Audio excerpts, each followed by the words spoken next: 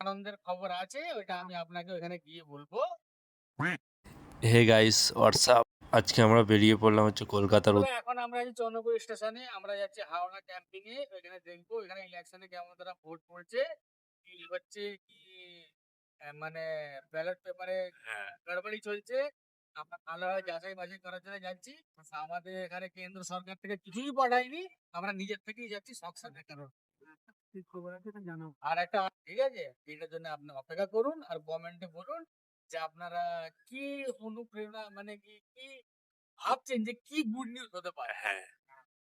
আজকে আমরা যাচ্ছি হচ্ছে হাওড়ায়, আমাদের কিছু দরকার আছে। দরকারটা হলো যেই বলবো খুনি ওখানে হাওড়ায়। এখন আমরা বেরিয়ে পড়েছি হাওড়া ব্রিজ দেখে দুকে জুস পানি একটু খেয়ে চলুন যাওয়া যাক। একটু রেওলা মারতে তো হবেই যেতে যেতে।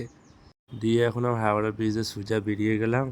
আমরা এখন এন্টার করবো হচ্ছে হসপিটালে চলো হাওড়াতে তাকে জিজ্ঞেস করা হয় কি দরকারটা আছে, একটু জেনে নিই খুশির খবরটা। ভাইদের আছে একটা খুশির খবর আছে, বলবে বলেছে, চলো দেখি কি বলে।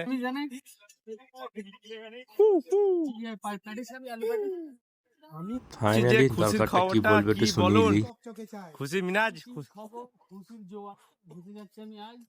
দিয়ে কারণ আমি একটা মেয়ের বাবা হয়ে গেছি। হ্যাঁ, আশা আমার ছিল, আমার আশা পূর্ণ হয়েছে। তো তার জন্য পার্টি দেওয়া হবে বড় সড়ো করে। का इंतजाम करो, सेशन हो। পার্টি দেবো। আচ্ছা, খুশির উপর খুশি। এবার কি মিষ্টি খাবে বুঝতে পারছি না। মিষ্টি এবার নয়। এরকম মিষ্টি মিষ্টি কি এরকম হয়ে যাবে ভাবতে পারছি না। সেটা তোমরা বলো কি? আমি রসগোল্লাকে পুকুরে ডুবিয়ে বড় করবো। अरे वाह गुड आइडिया।